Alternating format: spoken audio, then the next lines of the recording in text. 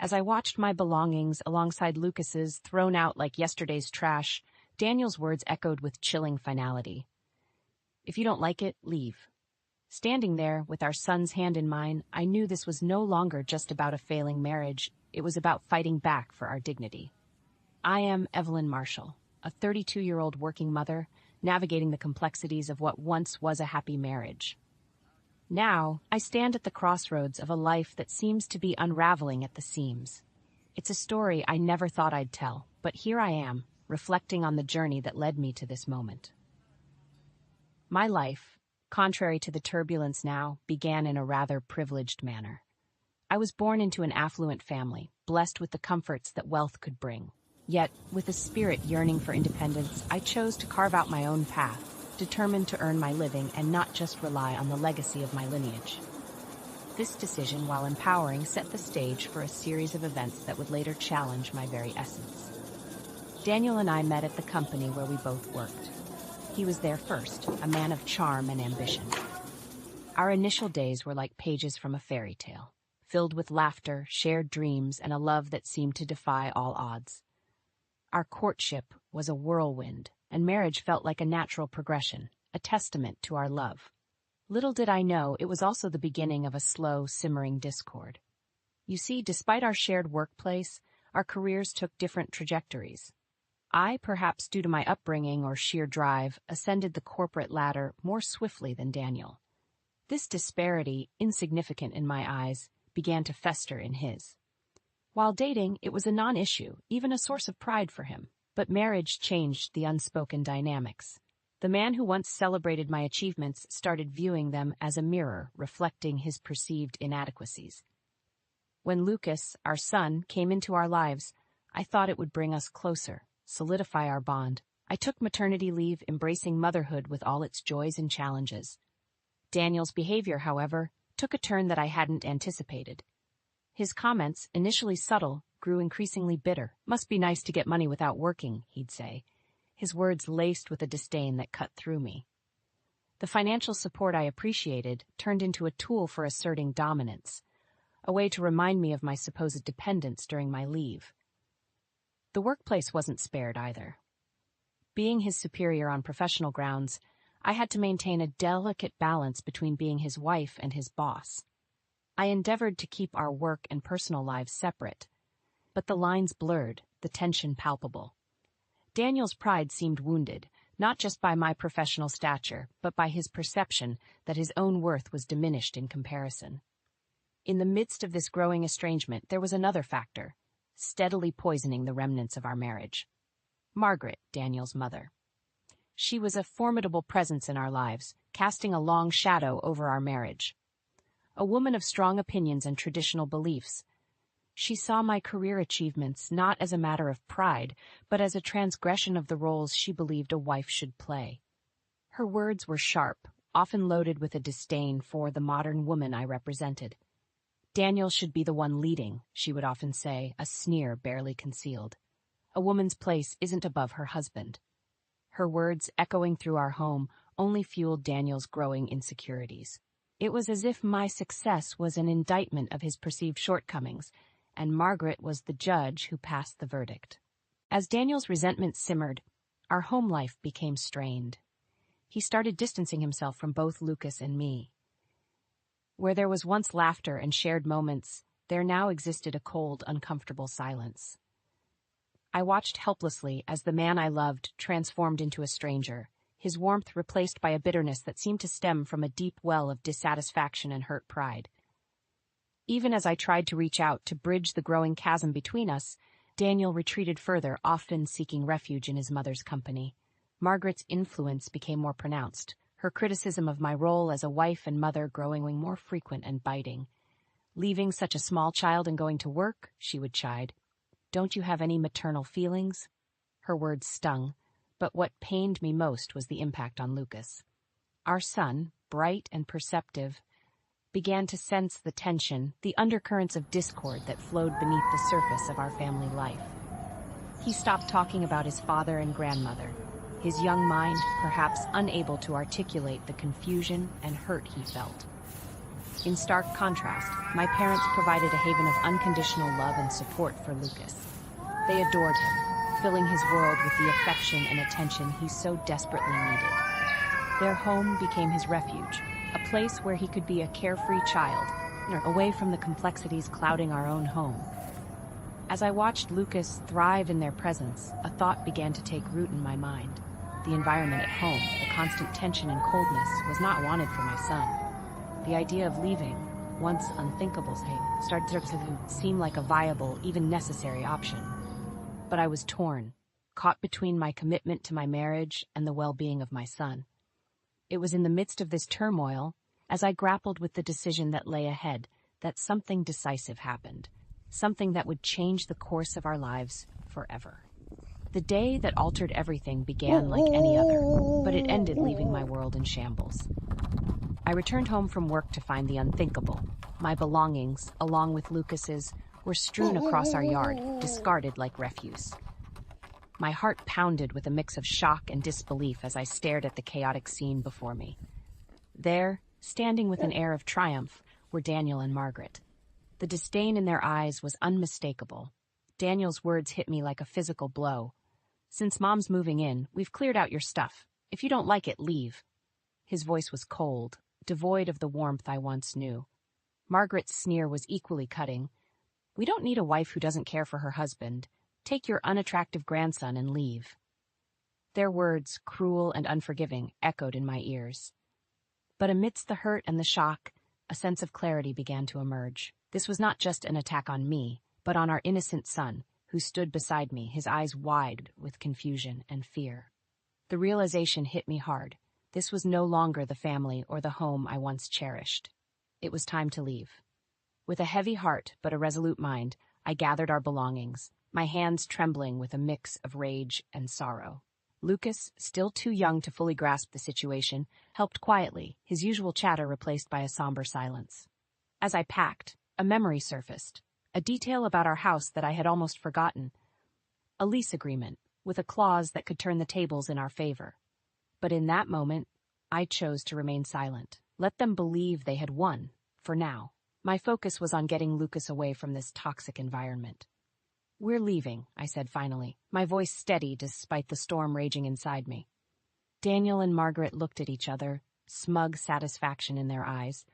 Little did they know, this was not the end, but the beginning of my fight back. With Lucas in tow, I left the house that was no longer a home.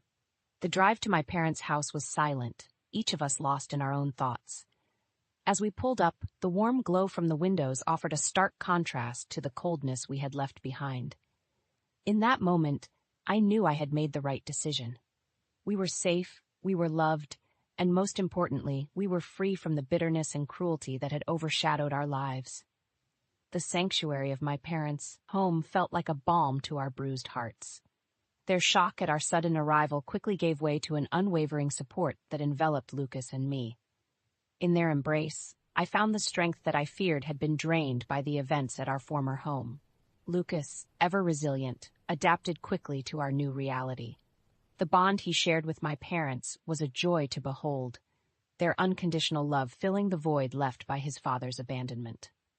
Watching him play and laugh in their care, I felt a pang of regret for not having made this move sooner. His happiness was a stark reminder of what he had been missing. In the quiet of my old room, now our temporary haven, I contemplated our future. The decision to divorce Daniel became not just a necessity, but a resolve to protect Lucas and myself from further harm. My mind was set. I would ensure that Lucas would never again have to witness the kind of hostility we had experienced. The following days were a blur of activity. Meeting with a lawyer, a longtime acquaintance of my family, I laid out the details of my situation. He listened intently, his expression a mix of professional detachment and personal concern. We discussed the logistics of divorce, custody arrangements, child support, and the division of assets. While I was financially secure, thanks to my earnings and inheritance, I was adamant that Daniel should bear responsibility for his son. Returning to the house to collect the rest of our belongings was a surreal experience. The place that had once been filled with laughter and love now stood empty and silent, a shell of its former self. Lucas clung to my side, his small hand gripping mine tightly as we packed up the remnants of our life there.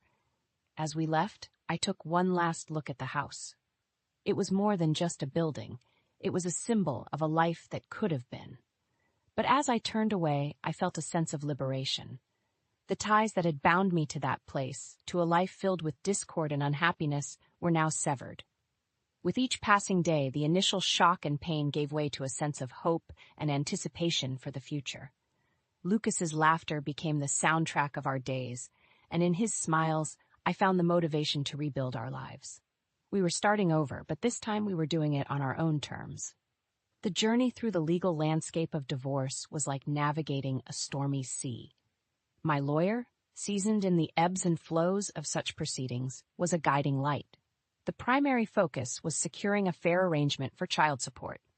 While my financial situation was stable, I insisted that Daniel uphold his responsibilities as Lucas's father. The day we presented the divorce papers to Daniel was charged with tension. His reaction to the child support clause was a mix of disbelief and anger. "Child support? After all the embarrassment you've caused me?" he blustered, his voice a mix of indignation and shock. Margaret, ever the antagonist, chimed in with her usual venom. Why should John pay a dime to this ungrateful woman? Despite their outbursts, I remained resolute, my lawyer calmly explaining the legal obligations and the fairness of the proposed amount. Daniel's frustration was evident, but the realization that his professional reputation could be at stake if he defaulted on his responsibilities seemed to temper his defiance. As we finalized the divorce proceedings, I couldn't help but reflect on the irony of it all. Here was Daniel, the man I had once pledged my life to, now a virtual stranger, bound to me only by the legalities of our shared past and our son. In those moments, a range of emotions washed over me. Relief that I was breaking free from a toxic relationship, sorrow for the love that had once been, and a fierce determination to build a better future for Lucas and me. The divorce marked the end of a chapter in my life, but it also signified the start of a new beginning. As I walked out of the lawyer's office, divorce papers in hand, I felt a weight lift off my shoulders. It was the first step towards reclaiming my life and providing Lucas with the stable, loving environment he deserved. With the legal battles behind us, I turned my focus to rebuilding our lives. The support of my parents was invaluable, their love and encouragement a constant source of strength. Lucas thrived in their care, his laughter and playful antics a daily reminder of the resilience of the human spirit. As we settled into our new reality, I found myself looking forward to the future with a sense of hope and optimism. The path ahead was uncertain, but I was determined to walk it with grace and strength for myself and for my son. The days following the divorce were a blend of relief and rebuilding. But amidst this new beginning, a revelation awaited. A twist in our tale that I had kept close to my chest. The house, the battleground of our final conflict, held a secret that was about to turn the tide in my favor. It began with an innocuous phone call from Daniel, now more a stranger than ever. His voice, laced with confusion and anger, pierced through the speaker. "Evelyn, what's this about an eviction notice? Why's it in your name?" I remember pausing for a moment, letting the gravity of the situation sink in. This was it, the moment I had anticipated. "Daniel, the lease needs renewal, and I've decided not to," I replied calmly. The silence on the other end was palpable, as the realization dawned on him. "Yes, Daniel, the house is mine," I continued, the words tasting of both victory and sorrow. "It's part of the properties under my name, inherited from my family." The shock in his voice was evident as he processed the news. All this time, the house he believed to be ours was, in fact, a part of my heritage. The conversation that followed was a mix of disbelief, anger, and desperation. Daniel's tone shifted from accusatory to pleading, as the full extent of his situation became clear. Without the house, he and Margaret were, in essence, homeless. But my decision was firm. The house, a symbol of a past life, needed to be let go, just as I had let go of the relationship. "You need to find somewhere else, Daniel. We're divorced now, and you're no longer my responsibility," I said, a mix of sadness and resolve in my voice. The call ended with Daniel's protest still ringing in my ears, but I knew I had made the right decision. It was not just about the house or the divorce. It was about setting boundaries. about asserting my independence from a relationship that had become toxic. As days turned into weeks, I watched as Daniel and Margaret struggled to find a new place. There was a part of me that felt for their plight, but another part reminded me of the necessity of this harsh lesson. They had to understand that actions have consequences, and sometimes those consequences are irrevocable. Meanwhile, life for Lucas and me was taking a turn for the better. Our small apartment near my parents' house became a haven of peace and stability. Lucas's laughter filled the rooms, a sound that had become my favorite melody. In those moments, watching him play or listening to his endless stories, I knew that no matter the challenges, we would be all right. In the weeks that followed the eviction notice, the reality of their new circumstances began to dawn on Daniel and Margaret. They had been complacent, perhaps assuming that the comfort and stability they enjoyed were unchanging. But now, faced with the immediate need to find a new living situation, their world was thrown into disarray. For Daniel, the challenges were manifold. Not only had he lost his home, but also the stability and support he had taken for granted. His pride, already bruised from the divorce, took another hit as he struggled to come to terms with the consequences of his actions. Margaret, too, faced a harsh awakening. The vision she had of living comfortably with her son, free from the responsibilities she so despised, was shattered. The prospect of finding a new place, especially under strained financial conditions, was daunting. As for me, the aftermath of the divorce and eviction brought a sense of closure. While it was painful to witness their struggles, it also served as a reminder of the importance of self-respect and setting boundaries in relationships. It was a lesson in taking control of one's life, no matter how difficult the choices might be. Meanwhile, Lucas and I settled into our new routine. Our apartment, though smaller than the house we had left behind, was filled with love and laughter. Lucas thrived in this new environment, his resilience a constant source of amazement and pride for me. Our days were filled with simple joys, walks in the park, visits to the library, and evenings spent with my parents, who continued to be a pillar of support. In those moments, surrounded by the people who truly mattered, I found a contentment that had been missing for so long. The experience also taught me the value of looking forward, of not letting the past dictate the future. I began to focus on rebuilding my life, not just for myself, but for Lucas. He deserved a mother who was strong, happy, and present, and I was determined to be just that. The challenges we faced had not only tested our strength, but had also brought us closer. Our bond, forged in adversity, was now unbreakable. And as I looked at Lucas, growing and flourishing despite everything, I knew that no matter what lay ahead, we would face it together, with love and courage. The dawn of our new life brought with it a sense of renewal and hope. Each day, as I watched Lucas grow and thrive, I was reminded of the resilience of the human spirit. Our small apartment, filled with laughter and love, was a testament to our journey and the strength we had found in each other. Lucas's happiness was my guiding light. His inquisitive eyes, so full of wonder and joy, were a constant reminder of the innocence and purity that life still held. I found myself cherishing the simple moments, his excited chatter about his day at school, the quiet evenings spent reading together, and the weekends exploring the city with my parents. These were the moments that mattered, the memories that would shape his childhood. Professionally, I found a new sense of purpose and fulfillment. With the personal turmoil behind me, I was able to focus on my career with renewed vigor.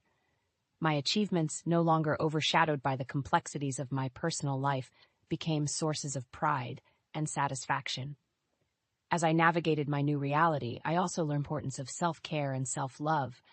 I found solace in small acts of kindness towards myself, a quiet evening with a book, a leisurely walk in the park, or a coffee date with a friend. These moments of solitude and reflection were crucial in rediscovering myself, in understanding who I was beyond the roles of mother and professional.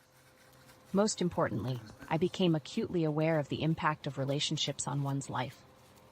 The support and love of my parents, the unwavering bond with Lucas, and the solidarity of friends who stood by me through the darkest times were my pillars of strength.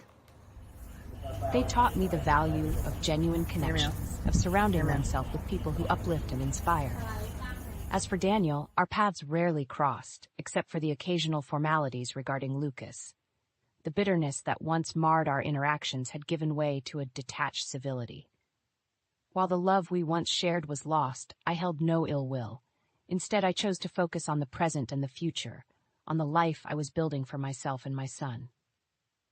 In the end, the journey I had embarked on, fraught with challenges and heartaches, led me to a place of peace and contentment. It was a journey of self-discovery, of learning that strength sometimes lies in letting go, and that true happiness comes from within. As I watched Lucas play, his laughter ringing through our home, I felt a deep sense of gratitude. Gratitude for the lessons learned, for the love received, and for the new beginnings that lay ahead. Our story was one of triumph, not just over the circumstances we faced, but over the doubts and fears that once held us back. And so, we moved forward hand in hand, ready to embrace whatever the future held, with love, hope, and an unwavering faith in the journey of life.